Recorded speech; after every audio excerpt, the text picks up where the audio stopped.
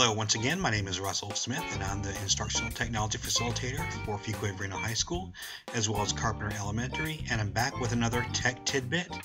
This week I wanted to show a site that allows teachers to create interactive courses for students to follow instructional materials that are both interactive and engaging. And it is a free site, so you can use it without having to pay, although you can upgrade if you wish. The website is called Versal. That's Versal.com. Versal.com. And you do have to sign up for an account by clicking here. But after you sign up for an account, you can begin to create. So let's start creating. Once you've registered for your Versal account and signed in, this is what you're going to see. This is your dashboard, and like I said before, Versal is a site where you can create courses for students to engage in lessons for your particular subject area. So once you create courses, you can see what's been unpublished and what's been published for students to access. If you're contributing to other people's courses, you can see what you've unpublished or what you have published. And if you have students that are taking your courses, you can see the progress of each student as well as what's been completed. You can also view your courses by clicking My Courses on the top right. And of course, I don't have anything right now. You can also open up the gadget market, where there is a wide array of interactive gadgets that you can download and insert into your courses. For example, lots of interactive science and math gadgets available on the first screen. But if you type in what you're looking for example, language arts, you can see other gadgets that were related to that particular topic, such as tone and connotation, apostrophe rules, brainstorming, hyperbole, personification, simile. If you want to look for social studies,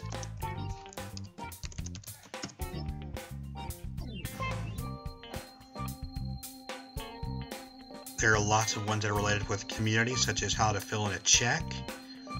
What is a corporate bond? What is a mutual fund? So a lot of this could be related to economics courses. You also have gadgets related to the Reconstruction, imperialism, World War I vocabulary, and a whole slew more.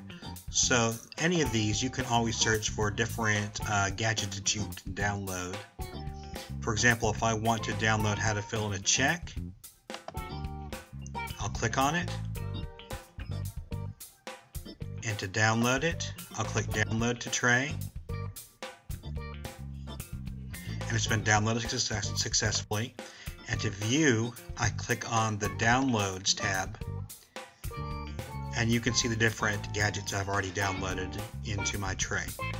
So these are ready for me to insert into my courses once I create them. Okay, now that I've shown you the gadget market, we are going to go ahead and I'm going to show you how to create a course.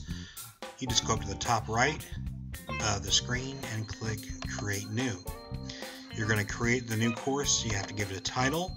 I'm going to call this Example Course.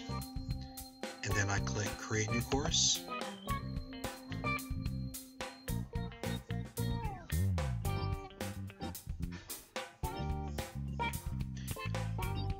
So here's the beginning of my blank course.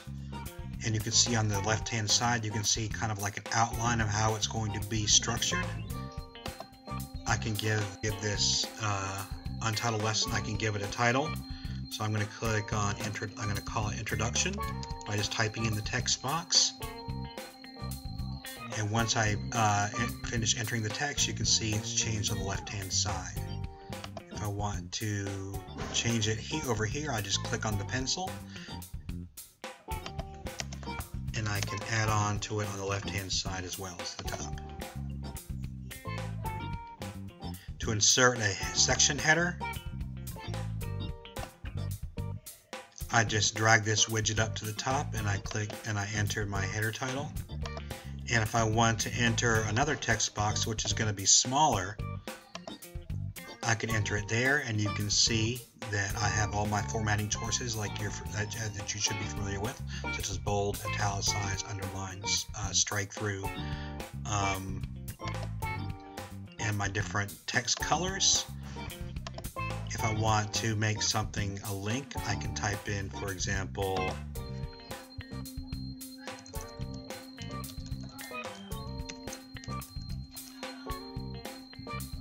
I can highlight this, make it bold, and click here to make this a link. And now it's something you can click on to access the WCPSS website. To insert an image, I drag my image widget up to the top, and I can drag the file here or click to upload. So I'm going to click inside the box, select an image that I've already uploaded to my desktop, and then click Use File. And there's my full-size image, and I can scale it to make it larger or scale it to make it smaller so it fits within my page. Make it as big as I need to or as small as I need to. As I continue to build my course, I might need to include a video at some point, and you can add a video from YouTube, Vimeo, or Wistia. So all I need to do is drag that widget up, and I can paste in my YouTube, Vimeo, or Wistia link. So I'm going to paste in this YouTube link, and then click Use File.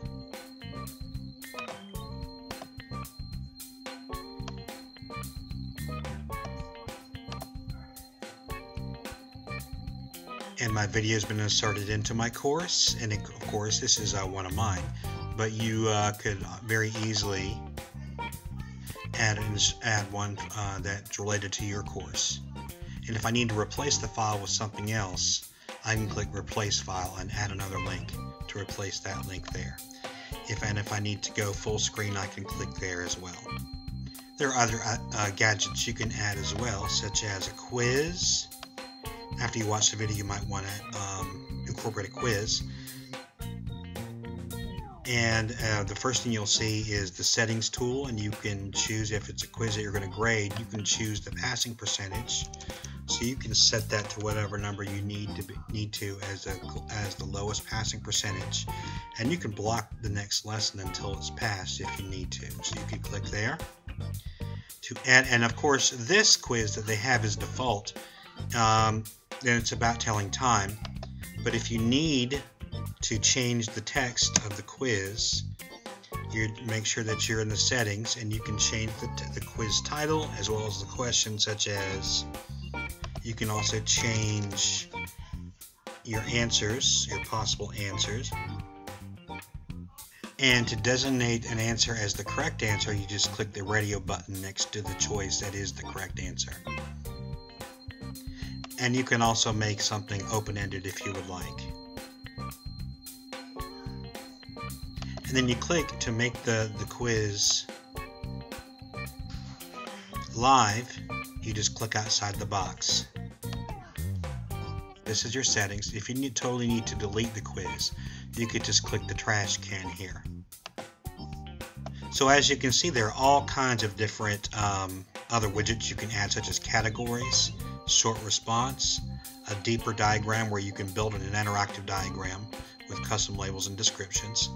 You can insert a map where you can pinpoint locations on the map. You can have a slideshow,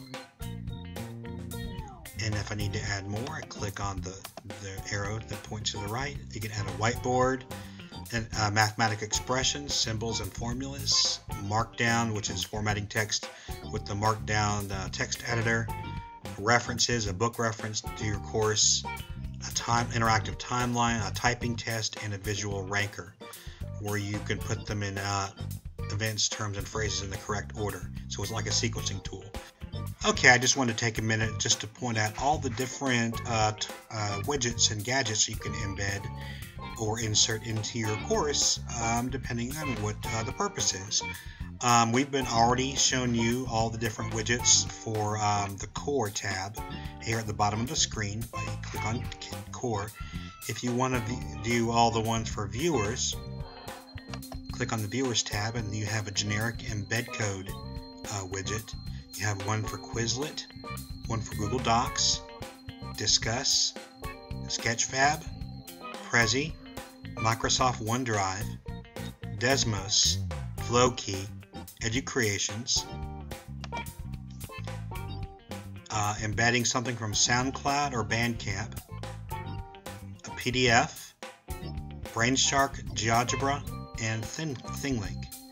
If I click on the tabs, the Labs tab here, you can see the gadgets we can insert, such as 3D Anatomy, Cellular Automaton, Chess, Easy Art, Image with Text, Music Note Trainer, R0, Snell's Law Simulation, Color Bar, Image Annotator, Image Detail, Fourier Series, Sine Wave, Principle of Superposition, 2D Vector, SIR, Music Notation, Highlighter, Math with LaTeX, as well as music intervals.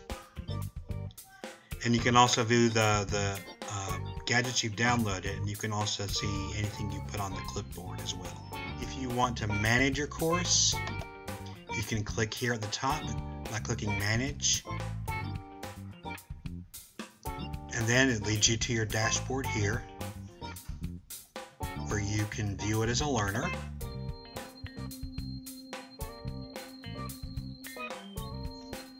And you can see as it would appear to a student, including any links that you provided. It would open up in a separate tab.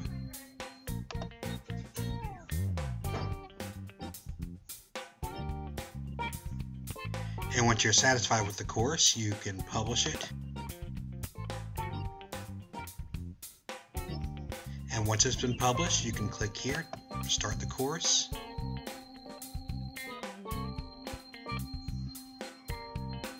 Because now it's live. And then you can also share it with others with a link, or by embedding it, or sharing on Facebook, Twitter, LinkedIn, email. You can also embed the course into whatever website you're using now. So you just copy the embed code,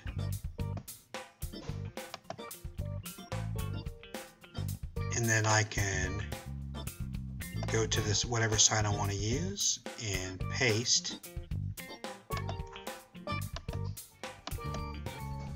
in that embed code.